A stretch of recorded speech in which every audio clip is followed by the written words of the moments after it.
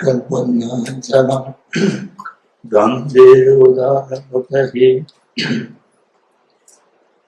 नमन समन्तावतर्या समन्ताकृष्णे। मंच पर उपस्थित श्रेष्ठ मित्रवृंद, सभागार में समुपस्थित सभी मित्रों, आज यहाँ एक सम्मेलन आयोजित है जिस पर कुछ शब्द निवेदन करने के लिए मुझे आदेश दिया गया है। ऐसा मुझे नहीं लगता है कि मैं इस समूह में अपने को सम्मिलित करने की कोई योग्यता रखता हूँ। फिर भी मित्रों की इच्छा अनुसार मैं कुछ अपने विचारों को आपके सामने निवेदन करने की चेष्टा करूंगा। सर्वप्रथम ये राष्ट्रीय शिक्षा नीति 2020 की संदर्भ में मानसिक के स्वास्थ्य की और सुव्यवस्थित की पक्ष में हमें कैसा प्रवेश करना चाहिए, इस विषय में विमर्श हो रहे हैं और जिसके साथ अभिज्ञान न्याय जो सगुण दायित्व एवं सदाचार की कुछ पाठ्यक्रम चलाने की प्रक्रिया में है, उनके कार्यों को भी समीक्षा करने की और वह मानसिक स्वास्थ्य के क्षेत्र में क्या योगदान दे सकते हैं, इस पर विमर्श करने की प्रक्रिया में है।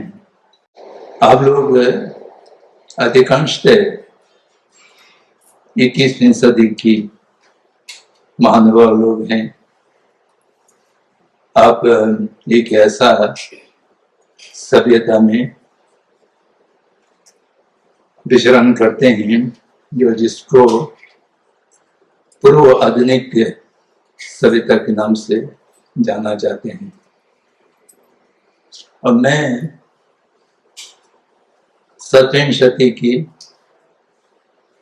प्राचीन भारतीय नालंदा परंपरा की सभ्यता में अभी भी पड़ा हुआ हूँ, तो इसलिए ये 800-900 साल की गैप हम लोगों के बीच में है, तो हमारे बीच में कैसा संवाद स्थापित हो सकेंगे, ये मुझे थोड़ा चिंताजनक लगता है कि बिल्कुल 1000 के लगभग वर्ष की पीछे रहने वाले लोग के साथ आप उत्तर आधुनिक के सभ्यता कहीं, या इसको मेरे ख्याल से सिविलाइजेशन ज्यादा ठीक होगा, सभ्यता का कुछ अपना लक्षण रहता है, तो रहने वालों के बीच में कोई बात जुड़ पाएंगे ऐसा मुझे काम लगता है। फिर भी अपने दायित्व को पूर्ण करने की दृष्टि से मैं कुछ अपने विचारों को आप सामने रखने की अनुमति चाहूंगा। इस विषय को लोग दो विभिन्न दृष्टि से देखते हैं। एक विश्व दृष्टि वो है जिसको पश्चात वाला वर्ल्ड व्यू कहते हैं। उनका दृष्टि ये है कि प्रारंभ में सत्ययुग और फिर उसके बाद त्रेता द्वापर और कलियुग ह्रास की प्रक्रिया से चले आ रही हैं। आज हम कलियुग की चरम सीमा पर हैं। और दूसरा दृष्टिकोण ये है कि पहले हम बहुत पिछड़ा हुआ था। पत्र की समय से प्रारंभ होकर के फिर आधुनिक के, अति आधुनिक के और पूर्व आधुनिक के सिविलाइजेशन के माध्यम से आज हम उत्तराधुनिक के पोस्ट मॉडर्न सिविलाइजेशन में रह रहे हैं और वो भी चरम सीमा पर पहुंचने वाले हैं। ऐसा एक दृष्टिकोण है। ये दोनों की दृष्टिकोण कौन सही है कौन गलत है, मैं इसमें कोई निर्णय करने वाला नहीं हूं। लेकिन एक तथ्य, चाहे जो भी हो, हम कलियुग में जी रहे हो या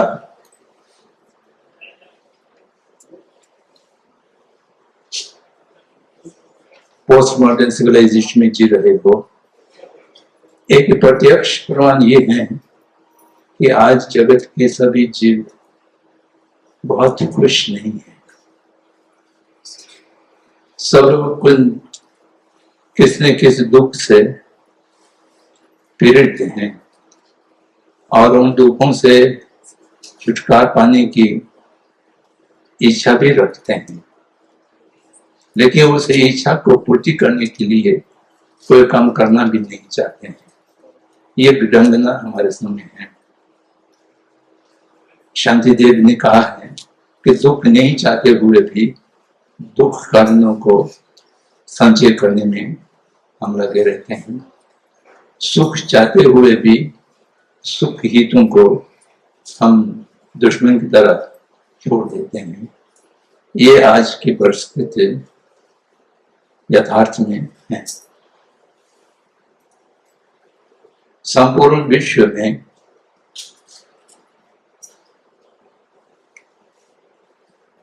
एक प्रकार से कई चुनौतियां और असम में हैं। उसमें प्रथम चुनौती असमता। मानव समाज में अमीर और गरीबों के बीच में जो असमता है और उसके अतिरिक्त बहुत सा ऐसा कारण है जो मनुष्य को समता की जगह से असमता में ले जाती है। और असमता अपने अपनी जगह पर रही तो कोई बात नहीं, लेकिन उस असमता की विषमता की मध्य में एक संघर्ष निरंतर चल रहा है, हिंसा के रूप में। पिछले 100 वर्ष में 2 से अधिक विश्व युद्ध तथा लड़ चुके हैं और छोटे छोटे कितने युद्ध लड़ चुके हैं। लाखों लाख लोग बिना कोई कारण कत्ल कर दिया गया है और सब मात्र इसीलिए कि बाजार की व्यवसाय ठीक रहे, विशेष रूप से अस्त्र शस्त्र उत्पादन करने वालों की बाजार को ठीक रखने के लिए आपको समरण होगा। वियतनाम की लड़ाई 19 वर्ष तक खींचा था। वो जीतने के लिए या हारने के लिए नहीं थे। जीतना चाहें तो एक धीमे जीत सकते थे और बंद करना चाहें तभी कर सकते थे, लेकिन वो केवल शस्त्रों को उपयोग करके उसके बाजार को रखने के ही उद्देश्य थे। यथार्थ में आज संपूर्ण विश्व चंद औद्योगिकरणों की अधीन में है। चाहे अमेरिका हो, चाहे रशिया हो, चाहे चीन हो, चाहे कोई भी बड़ा देश हो, उस सब निर्वाचित सरकारों के माध्यम से थोड़े चलते हैं। उस सब कुछ चंद पूंजीपति लोगों के माध्यम से चलते हैं उनके पूंजी का वृद्धि कैसा होना चाहिए वो सोचते हैं। अमेरिका पूंजीपतिवादी से चलता है तो आश्चर्य नहीं होता है, लेकिन रशिया और चीन जैसा तथाकथित समयवाद की सिद्धांत को मानने का ढोंग रचते हैं, वो भी पूंजीवाद की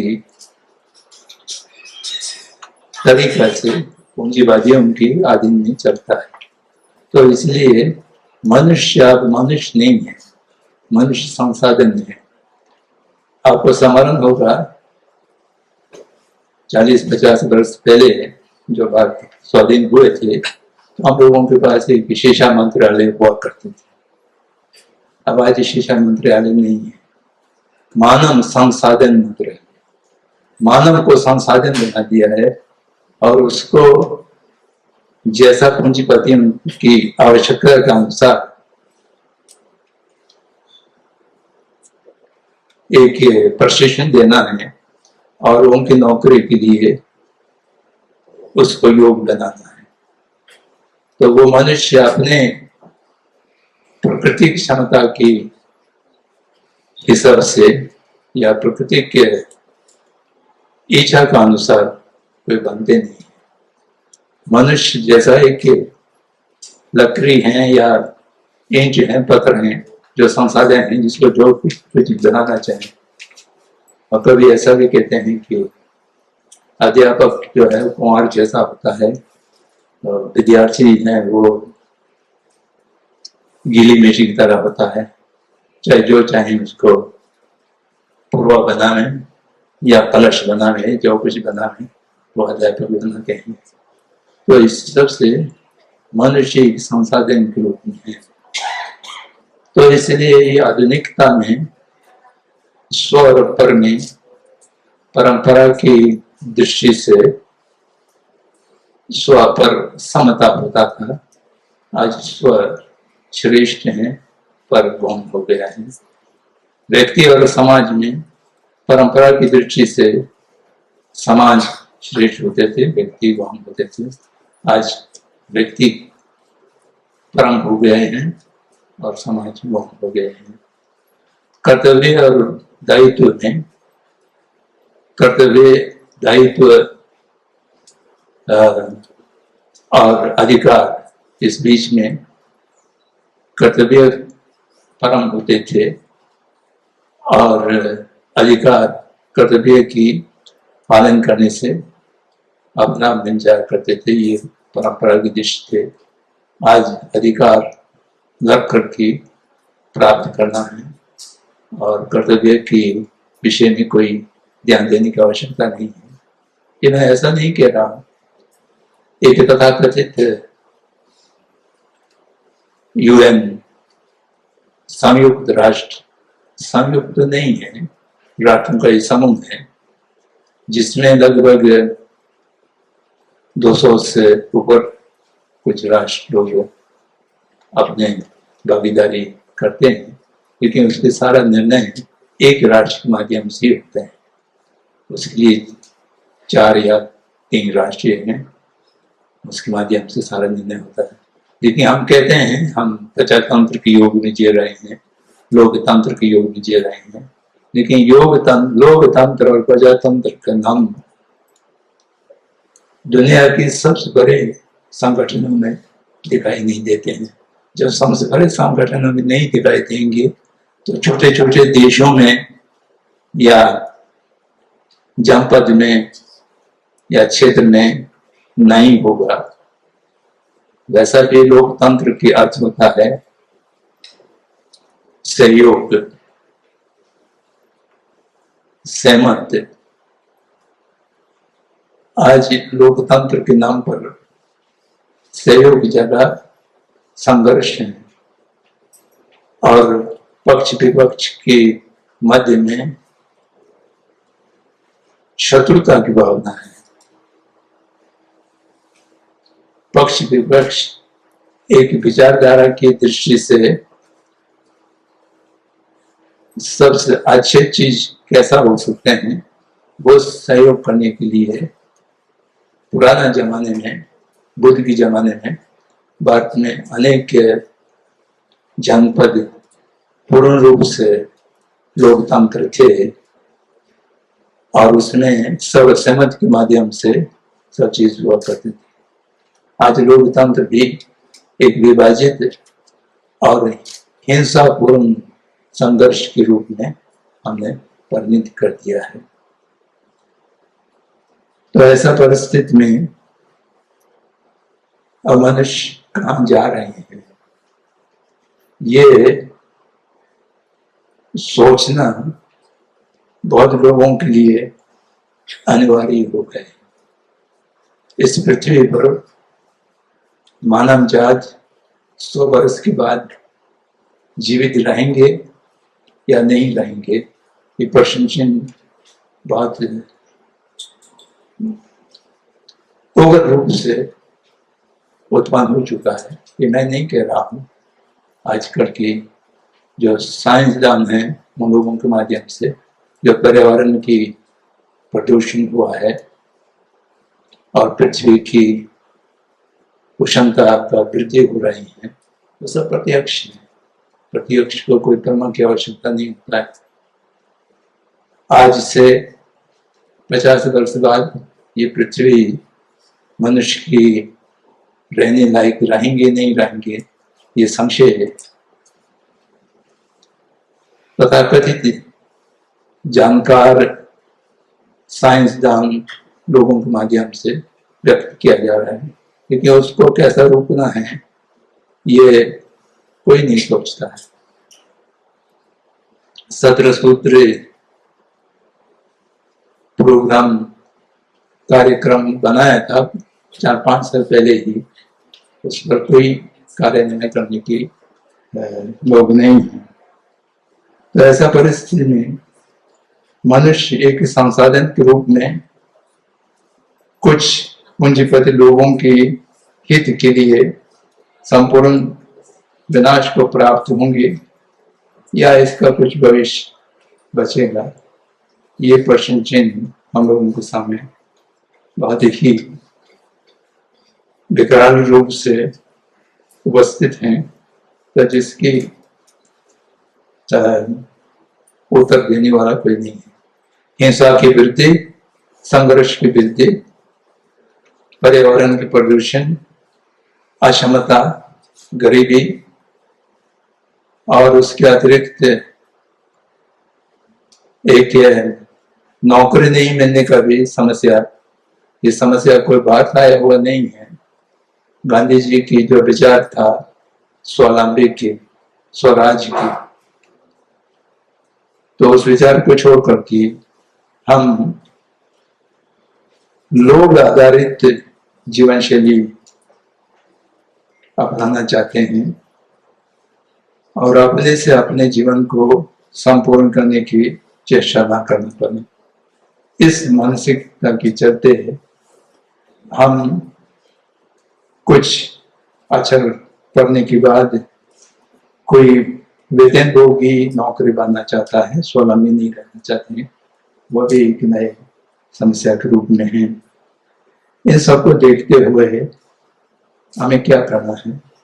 परम चौदानंद दलाई लामा ने पिछले 60-65 वर्षों में संपूर्ण विश्व की इस परिस्थिति को देखा, तो उनको ये अनुभव हुआ कि ये सारे जो समस्या है वो मनुष्य ने स्वयं उत्पन्न किया है। कैसे उत्पन्न किया है? मानव की मूल चित्त वृत्ति को छोड़ दिया है। मौलिक चित्त वृत्ति को छोड़ करके कृत्रिम चित्त वृत्ति के माध्यम से काम करना शुरू किया है। तो इसलिए जब तक कि मानव की मूल चित्त को पुनः स्थापित नहीं होंगे तो कोई भी वैश्विक के समस्याओं का समाधान खोजना बहुत कठिन होंगे। तो इस बात को देखते हुए उन्होंने प्रथमतः सार्वभौम दायित्व की, यूनिवर्सल रिस्पॉन्सिबिलिटी की शिक्षा दी। वो पश्चात देशों में काफी लोकप्रिय हुए हैं, उस पर बहुत काम भी हुआ है। तो दूसरा मानव मूल्यों की, सेकुलर एथिक्स की बात किए हैं। पुराने जमाने में धर्म के माध्यम से लोगों की शील को, सदाचार को सुरक्षित रखते थे। अब सभी धर्म में मनुष्य को एक सदाचारी के रूप में रखने में अक्षम हो चुका है, क्योंकि धर्म भी मेरे धर्म उसके धर्म विभाजित हो गया है। जहां मैं आ जाता है वहां कुछ भी नहीं रहते हैं। तो धर्म को मेरे धर्म या मेरे देश की धर्म, मेरे समूह की धर्म, उसमें मैं की एक प्रकार से प्रवेश होने से धर्म दूषित हो गया। तो इसलिए आप धर्म से हट करके एक धर्म आधारित ना होकर के धर्म निरपेक्ष रूप में सदाचार को वृद्धि करने के लिए कुछ करना चाहिए। तो उस दृष्टि से सी लर्निंग या स्वगुण सदाचार, जैसा न्यायस्वरव या एमरी विश्वविद्यालय के माध्यम से सी लर्निंग की अब काफी व्यापक रूप में ये वो है। पश्चात देशों में अभी मुझे सूचना मिला है कि यूक्रेन में भी इसका प्रशिक्षण कभी जोर हो रहा है। तो इस संघर्षपूर्ण समय में ये सी लर्निंग के माध्यम से जो प्रशिक्षित हैं उन लोगों को काफी लाभ हुआ, ऐसा सुनने में आया है। तो ये दोनों सर्वगुण दायित्व की उपदेश, सेकुलर एथिक्स के उपदेश और सर्वगुण एथिक्स की उपदेश, ये सब आज के परिपेक्ष में विशेष रूप से लोग मानसिक अस्वस्थ के माध्यम से ये सारा चीज हो रही है। मौलिक चित्त की हरास के कारण वैसा शारीरिक स्वास्थ्य भी मानसिक स्वास्थ्य के बिना होना संभव नहीं है। आयुर्वेद और चिकित्सा विद्या दोनों का कहना यह है कि अस्वास्थ्य के कारण वात, पित्त और कफ, ये तीन रोग के मूल हैं। ये तीनों रोग के मूल राग, द्वेष और मोह से उत्पन्न होता है। ये प्राचीन भारतीय विद्या की सपना है। तो इसलिए अगर किसी को स्वास्थ्य की कामना हो तो वो सबसे पहले मानसिक स्वास्थ्य की ओर देखना बहुत ही अत्यंत आवश्यक है। तो आज इस सम्मेलन में NAP 2020 के अंतर्गत मानसिक स्वास्थ्य के विषय में विचार विमर्श होने जा रही हैं। ये मैं समझता हूं बहुत महत्वपूर्ण विषय है। वैसा NAP 2020 बहुत स्वागत योग है। जब ये तैयार किया जा रहे थे तो हम लोगों के पास भी सुझाव के लिए आया करते थे, तो मैंने कोई सुझाव नहीं दिया। मुझे मालूम था कि बहुत कुछ क्रांतिकारी काम इससे होना अभी संभव नहीं लग रहा। हम लोगों को याद है राधा कृष्ण आयोग से लेकर के आचार्य रामामूर्ति आयोग तक 10-12 शिक्षा आयुक्त गठित हुए और विचार विमर्श किया गया, लेकिन आज तक मैकॉले की मूल सिद्धांतों को, विचारों को संपूर्ण रूप से निष्कर्षित करके, ग्रहण करके एक भारतीयता के आधार पर, सचमुच भारतीयता के आधार पर कोई शिक्षा निधि बने हो। अभी तक हम एजुकेशन पर ही लटका हुआ है, शिक्षा पर तो पहुंचे ही नहीं। शिक्षा पर पहुंचेंगे तो शील, समाधि और प्रज्ञान, इसको छोड़ करके कोई शिक्षा की पद्धति होना संभव नहीं है। और आज हम शील, समाधि, प्रज्ञान की बात तो दूर है, मनुष्य की मौलिक चित्त अवस्था को कैसा संरचित रखा जाए, उस पर भी हम पहुंचे नहीं है। भारतवर्ष राजनीति की दृष्टि से स्वाधीन हुए 75 वर्ष बीत गया है, हम लोग अमृत काल में हैं इस समय, परंतु आज भी संस्कृति की दृष्टि से, भाषा की दृष्टि से स्वाधीन नहीं हुआ। जब तक संपूर्ण भारतवर्ष की उच्च शिक्षा संस्थाएं अपने अपने मातृभाषा में संपूर्ण शिक्षा देने की व्यवस्था नहीं होंगे, तब तक मेरे जैसा लोगों की दृष्टि में भाषा की दृष्टि से और शिक्षा की एजुकेशन की दृष्टि से स्वाधीन नहीं है, ऐसा लगता है। स्वाधीनता के अर्थ है स्व में अपने को सिद्ध करना।